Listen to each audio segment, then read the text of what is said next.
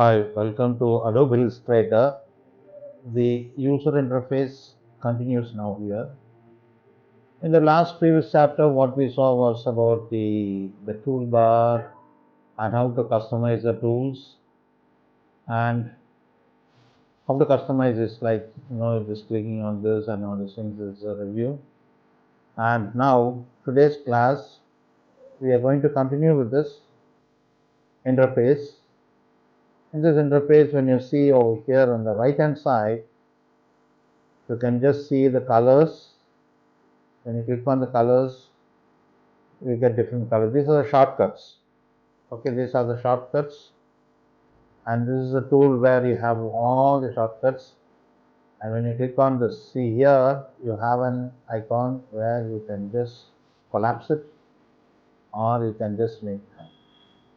Now here you can just see the colors, and when you keep the cursor over here, you can just pick the colors, what the color you want. Each color is given by external code, has colors, and this is represented as a color code. Okay, and now here, when you go and click over here like this, you can just see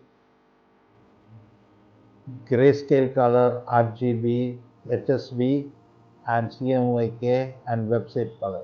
Okay, so grayscale is basically will have from black to white. And next, when you click on RGB, you have the red, green, and blue. So primary colors, and HSB hue, saturation, and brightness. And for everything, you have a different. See, this code basically is used everywhere. See, for example, you are selecting one particular color. Okay, one particular color which you are seeing in the palette here. The palette. Now, this color, this number represents a particular color, and you can go to Photoshop and apply the same code so that you get the same color. So that is the basic idea behind this colors. Now, that is all about it, and here you can just see there is none, and we have a black and a white. Okay, so I'm going to select this color. So which color you want, you can just select. For that only you have it. And guide. Color guide is there. In this guide you have lots of colors, and when you click on this, you can just see document swatches, art history, ancient type, different type of colors, corporate colors. When you click on corporate colors, you get the corporate colors, what colors you want. Okay, and you can textile colors and food colors, like that. Different categories are there, which goes endless. Okay, and here you have something called the edit colors. You can edit the colors, whatever color you want. You can select which color or which color depending. Okay, and when you click on OK, save this color, the swatch color group before closing this. So now these are different colors, preset color, harmonic colors. You click go here, you can just see different shades, high contrast colors, and all these things, everything related to color. So this gives you the color guide. And next, you can just close this if you want. Go here, you can click on show warm colors, vivid colors, save colors as color swatch. Suppose you want to edit the color, you can click on edit the color. As I showed you before, you can edit it. It comes to the same thing. So that's all about color guides. We'll come back and see all this. So this is for your information to know that exactly this comes over here. So I'm closing this, and here swatches, the color swatches are available, different swatches, grayscale, and what all colors you are using, you can just select whichever color you want. Okay, and double click on it. Again, whenever you double click, remember that whenever you double click, you get this color picker, and the color picker is represented by the values, numerical values. Okay, and these numerical values are the red, green, and blue. Red represents the red color channel, green channel and the blue channel. Same way with the cyan, magenta, yellow and black. Okay, and we'll see in detail when we come to the colors. Okay, so we are seeing only the user interface. Now click on OK. Keep watching, so you will be able to see. So now when you click on web colors, I need to explain to you about what is web color. Okay, so now as of now you understand this is only to use for web colors. Suppose you are doing a web design, you can click on this and select the colors and use. This is a website color. Now next, when you go to this brushes, see here these menus, these stack bars are arranged in such a way that you can separate it like this. You can separate it, keep it over here. Symbols, you can separate it. Okay, you can separate like this. If you don't want, you can close it, minimize it, or you can close it. So this is how the entire setup is.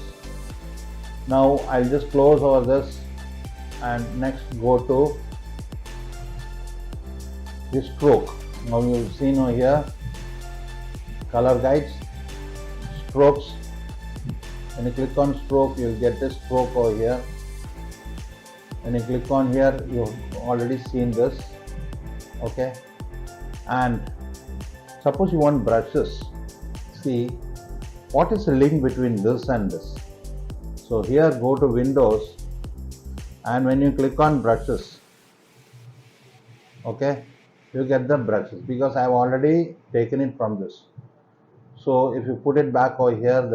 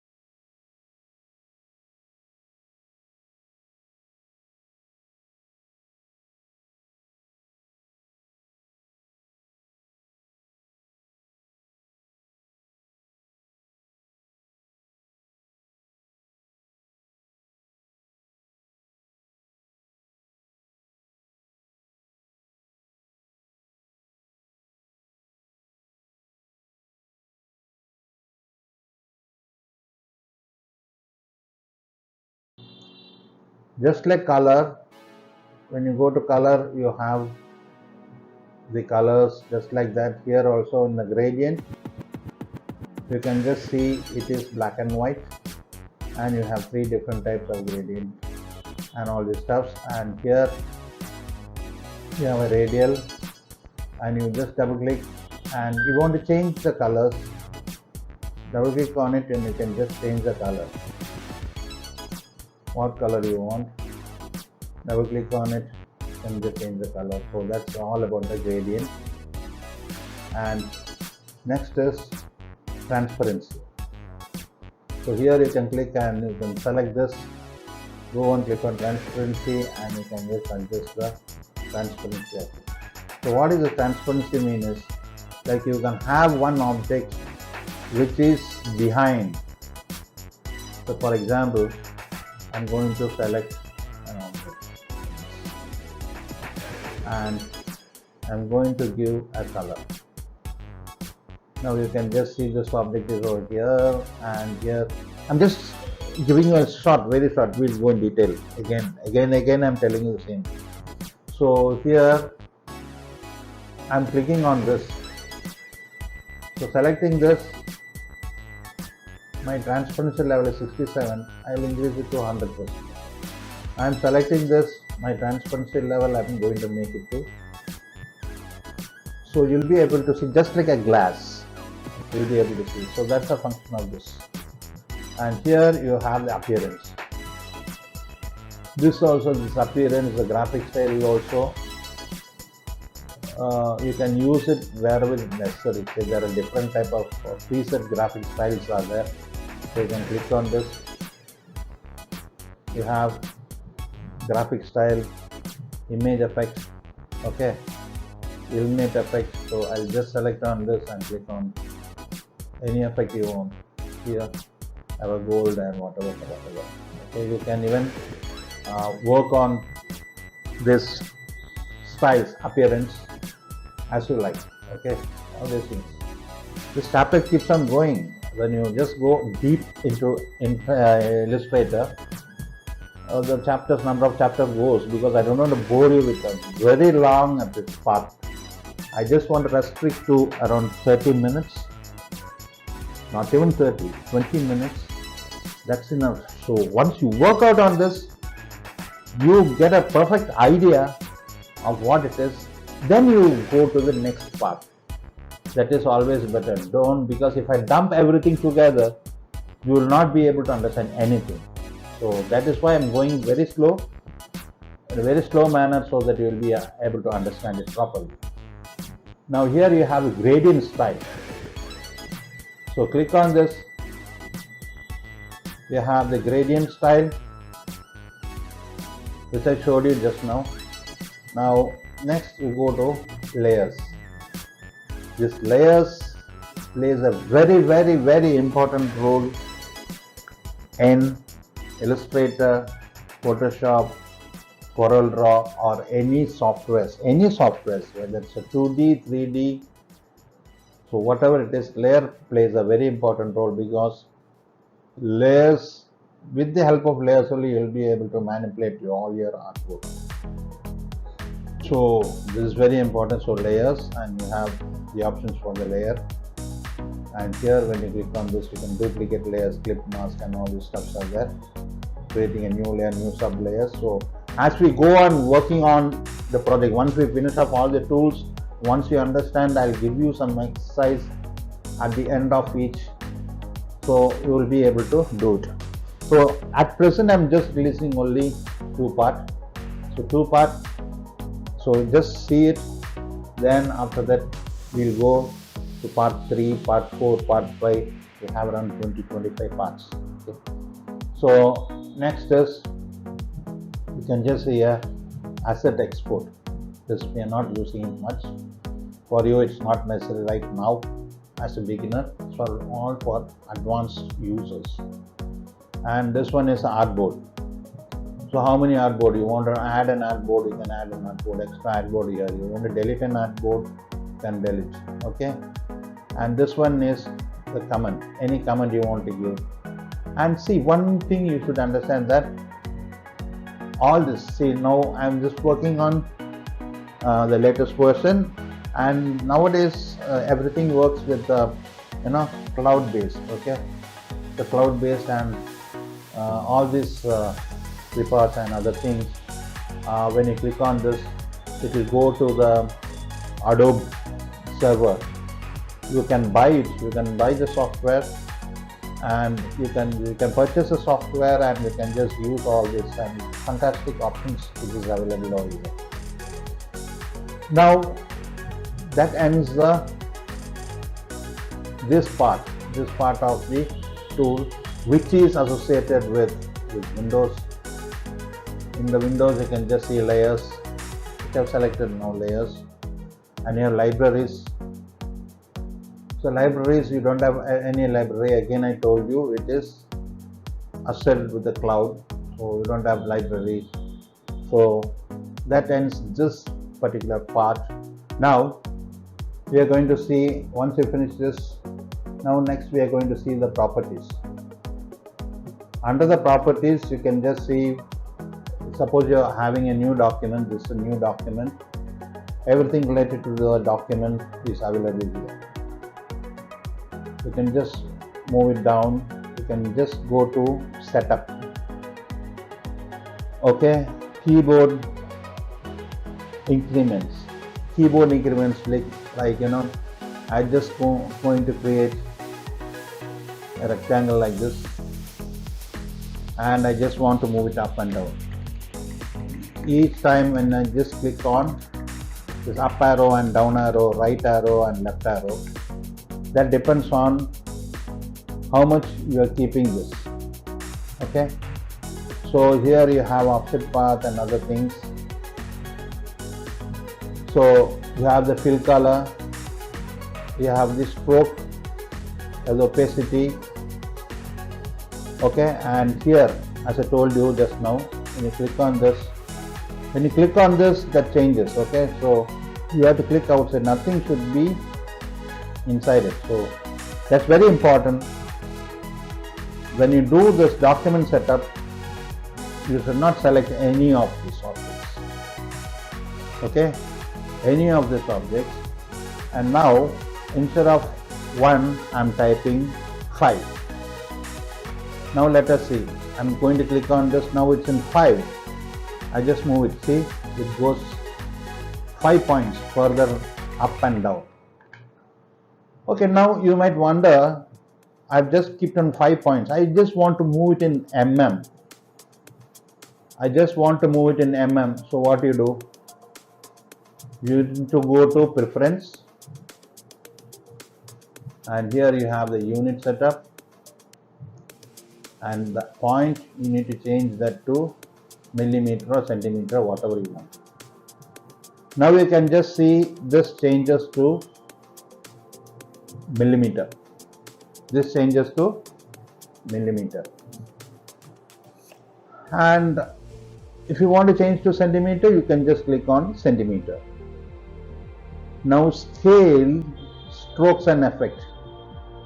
Remember this, okay, because I'll be explaining to you about this. So once you click on this property, you are going to scale some, like you are creating a rectangle, you're going to scale it, make it smaller.